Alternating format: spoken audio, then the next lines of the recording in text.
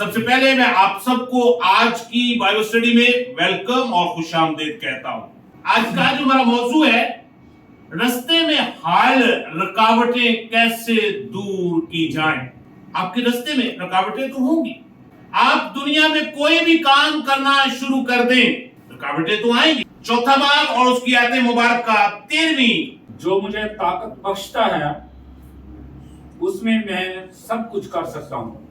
فلپیوں کے نام پولس رسول کا خط جو ہے، اس کے 4 باب ہیں اور اس کی 104 آیات مبارکہ ہیں۔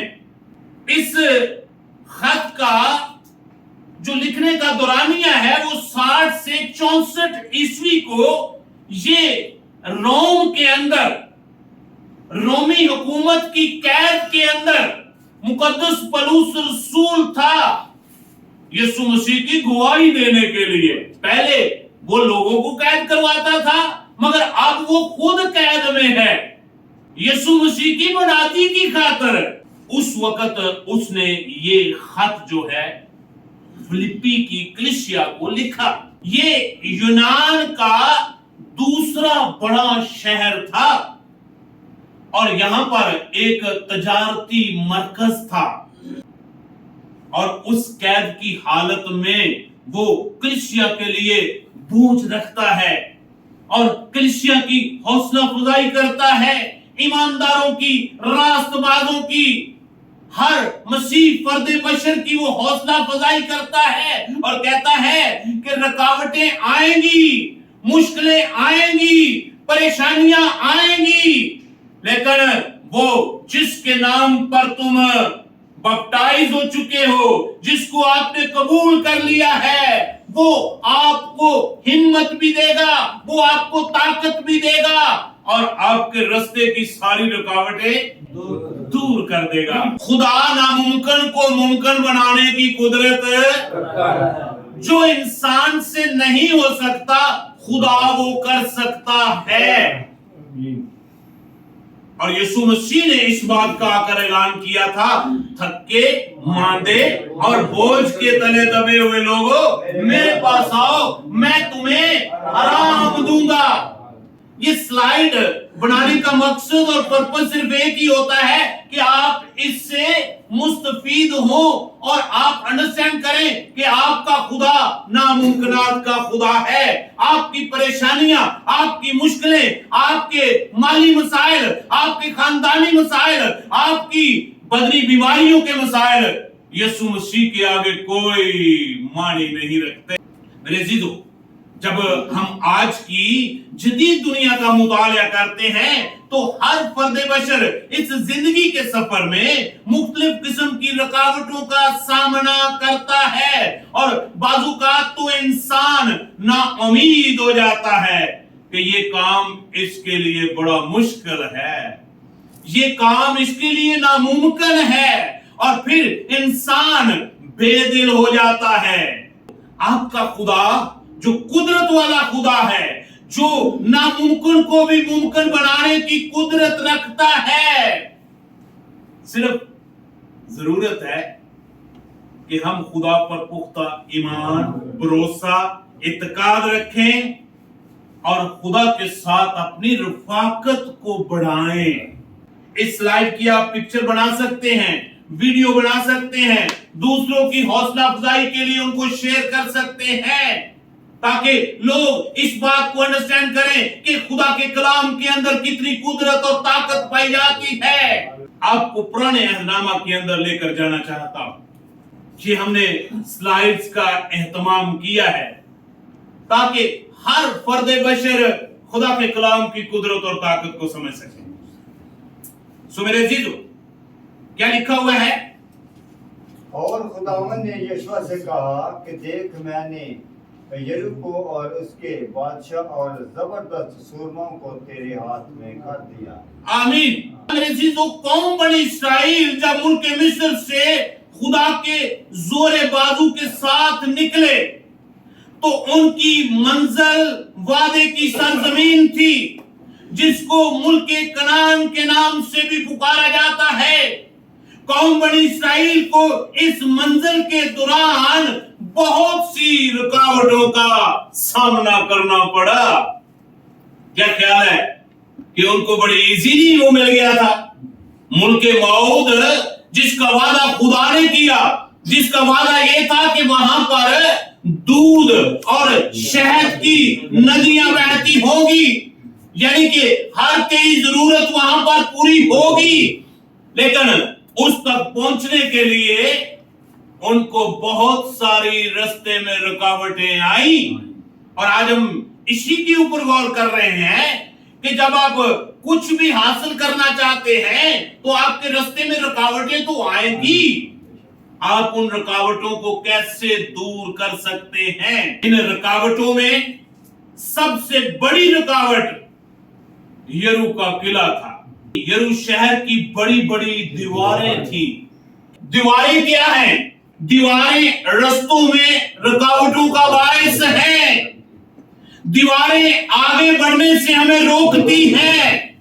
दीवारें एक बेबसी का आलम है और आगे कुछ भी हमें दिखाई नहीं देगा। ये सामने दीवार है, आपको आगे नजर आ रहा है कुछ? इतनी बड़ी दीवार उस वक्त कौम बनी इस्राएल के सामने थी। दीवारों की रुकावटों की वजह से इंसान समझता है कि ये नामुमकिन सा काम है। दीवारों की रुकावटों की वजह से मंजर दिखाई नहीं देती और इंसान नाउमीद हो जाता है। यशवा की किताब 24 बाब के ऊपर मुश्तमिल ये किताब है और इसकी 658 आयाते मुबारका है। यशवा के नाम का इब्रानी में जो मतलब है वो है खुदावन बचाता है। यशवा के नाम का जो दूसरा मतलब है वो है खुदावन नजात देता है। और यूनानी ज़बान में जब यशवा के नाम का मानी हम देखते हैं तो वो है यीशु अल मसीह के लिए वो अल्फाज इस्तेमाल हुए हैं, यानी नजात। यशवा के नाम का मतलब क्या है? नजात। और नजात का मतलब है छुटकारा, नजात का मतलब है रिहाई, नजात का मतलब है मुश्किल और परेशानी से छुटकारा हासिल कर लेना। यरू का शहर तकरीबन 8 एकड़ रकबे पर मुश्तमिल था और ये एक किला नुमा शहर था जो कि पनाह और तहफ़्फ़ुज़ की जगह समझी जाती थी। शहर में रहने वालों के साथ साथ उन सब को भी तहफ़्फ़ुज़ फराहम होता था जो शहर के इर्द गिर्द रहने वाले लोग थे। यरू शहर की दीवार 30 फुट ऊंची और 20 फुट चौड़ी थी। यरू के लोगों की सोच को जरा अंडरस्टैंड करें। यरू के लोग ये सोचते थे कि चूंकि कनान के अंदर उनके बहुत से देवता थे और वो ये अंडरस्टैंड करते थे कि हमारे देवता जो हैं वो इस शहर की, इस कले की, इस पनाहगाह की हिफाजत करते हैं, इसलिए इसे कोई फतह नहीं कर सकता। यरू की फतह यशवा के सारे जंगी मंसूबे की एक खास अहमियत को बयान करते हैं कि इस्राएल का खुदा कनानी देवताओं से बालातर है। कौम बनी इस्राएल का खुदा, आपका खुदा जो कादरे मुतलक है, वो कनानियों की उन देवताओं के ऊपर फतहयाब हुआ। यशवा 6 बाब की 2 आयत। और खुदावंद ने यशवा से कहा कि देख, मैंने यरू को और उसके बादशाह को, उसके जबरदस्त सूरमाओं को मैंने तेरे हाथ में कर दिया है। अभी दीवार तो गिरी नहीं है, खुदा ने पहले ही कर दिया है। और आप कभी भी बेदिल ना हो, आप कभी भी परेशान ना हो, आप खुदा के ऊपर पुख्ता ईमान रखें। अगर वो 30 फुट ऊंची दीवार और 20 फुट चौड़ी दीवार को रेजा कर सकता है तो आपकी जॉब क्या चीज है, आपकी बीमारी क्या चीज है, आपकी लाचारी क्या चीज है, आपकी मुश्किलें क्या चीज है। खुदा सब कुछ करने की कुव्वत रखता है। यशवा की किताब उसका 6वां बाब उसकी 3री आयत। खुदा ने यशवा से कहा जो मैं तुझे हुक्म दूं तू उस पर अमल करना। अब फतह याबी किसके अंदर है? रुकावटें दूर कैसे होती हैं? खुदा के हुक्म पर फरमाबरदारी करने से, खुदा के हुक्म पर फरमाबरदारी करने से। अब खुदा ने यशवा से क्या कहा? कहा सो तू सब जंगी मर्द शहर को घेर लो। क्या करना क्या तुमने?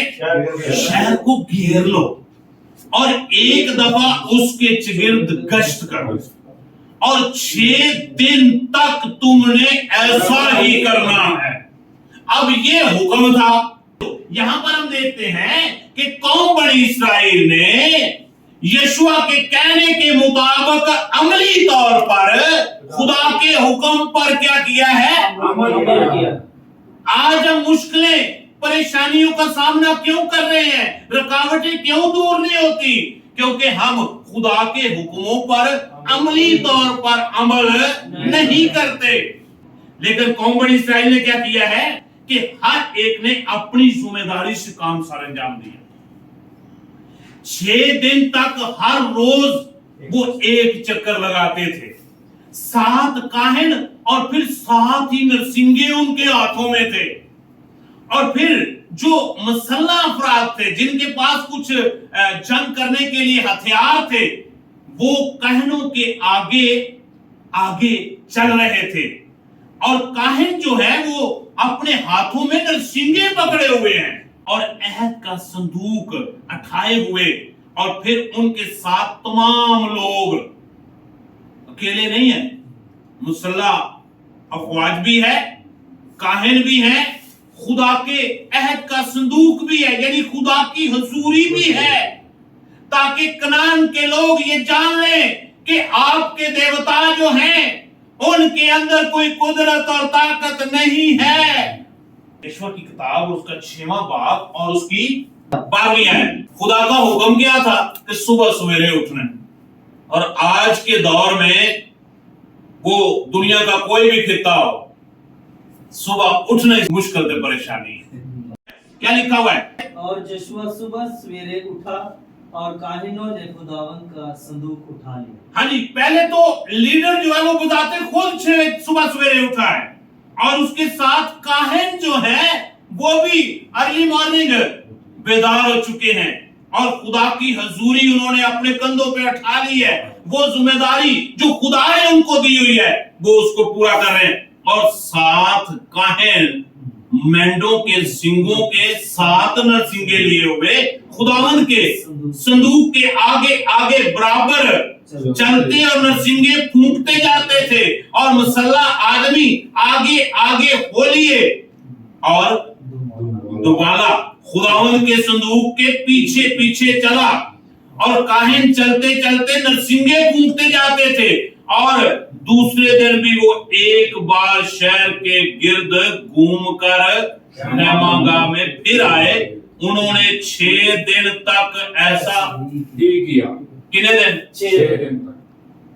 हफ्ते कितने दिन होते? 6 दिन क्या किया उन्होंने? 6 दिन जिम्मेदारी को पूरा किया। 6 दिन खुदा के हुक्म को माना है। हर रोज बिला नागा जो खुदा ने कहा है आपके रास्ते में रुकावटें उस वक्त दूर होंगी जब आप भी बिला नागा खुदा के कलाम पर अमली जामा पहनाएंगे। तो फिर आपकी मुश्किलें, परेशानियां, रुकावटें यीशु के नाम से बजाते खुद ही दूर हो जाएंगी। आपको जंग करने की जरूरत है नहीं, आपको लड़ने की जरूरत है नहीं, आपको कुछ नहीं करना पड़ेगा। सवेरे खुदा के हुक्म की फरमाबरदारी करते और अमली तौर पर यरू शहर के गिर्द खामोशी से चक्कर लगाते थे। अब जरा 15वीं आयत के ऊपर जरा आए और ये आप दीवार देख रहे हैं। ये दीवार अभी आपको नजर आ रही है। इससे पहले वाली दीवार भी आपने देखी है। अभी दीवार कैसी है? कितनी? 6 दिन के बाद 7वें दिन फिर सुबह पो उठने के वक्त आज 7वां दिन रहे ते आजकल 7वें दिन की हुंदा है? बोले हफ्ते बाद एक छुट्टी आई है थे उन पादरी साहब ये भी ना समझिए, फिर रुकावटें दूर हो सकती हैं, दीवारें गिर सकती हैं। 7वें दिन क्या है लिखा है, सुबह को पो उठने, ये ऊपर मैंने लिखा हुआ है। 6 दिन के बाद 7वें दिन भी सुबह को पो फूटने के वक्त वो उठे और उस दिन 7 चक्कर लगाने थे। अब ये थे हर रोज एक चक्कर सी, तो 7वें दिन कितने चक्कर रहे दस भाई, उससे भी ज्यादा काम आपको करना है। किसका? खुदा की फरमाबरदारी करनी है, खुदा की हमद करनी है, खुदा की सताइश करनी है और खुदा के कलाम को अपने दिल में रखना है, अमली जामा पहनाना है। यशवा की किताब उसका 6वां बाब और उसकी 15वीं आयत। और 7वें दिन यूं हुआ कि वो सुबह को पोप फूटने के वक्त उठे और उसी तरह शहर के गिर्द 7 बार चक्कर। कितने बार? 7 बार। और 7 बार शहर के गिर्द फकत उसी तरह फिरे। और 7वीं बार ऐसा हुआ कि जब कानों ने नरसिंगे फूके तो यशवा ने लोगों से कहा कि ललकारो, क्योंकि खुदावंद ने शहर तुमको दे दिया है, खुदावंद ने ये शहर तुमको दे दिया है। और जब उन्होंने 7वें चक्कर में ललकारा तो बाइबल बयान करती है कि ये किले की दीवार जो है ये क्या हुई, ये चकनाचूर। अच्छा, ये दीवार बाहर नहीं गिरी, सुने, क्योंकि बाहर तो खुदा के लोग थे। दीवार कहां पे गिरी है? ये अंदर को गिरी है, ये दुश्मन के ऊपर ही गिरी है। मेरे अजीजों, अगर आप भी चाहते हैं कि आपके रास्ते में सारी रुकावटें दूर हो जाएं, तो आज यशवा की तरह और उस कौम बनी इस्राएल की तरह आपको भी जरूरत है खुदा के हुक्म की फरमाबरदारी करना शुरू कर दें। अमली तौर पर उसको, खुदा के हुक्म को मानते हुए खुदा के वफादार हो जाएं, खुदा के ताबेदार हो जाएं, तो आपके रास्ते में जितनी भी रुकावटें हैं यरू की दीवार की तरह वो गिरा दी जाएगी। खुदा आप सबको इस कलाम के वसीला से बरकत बख्शे।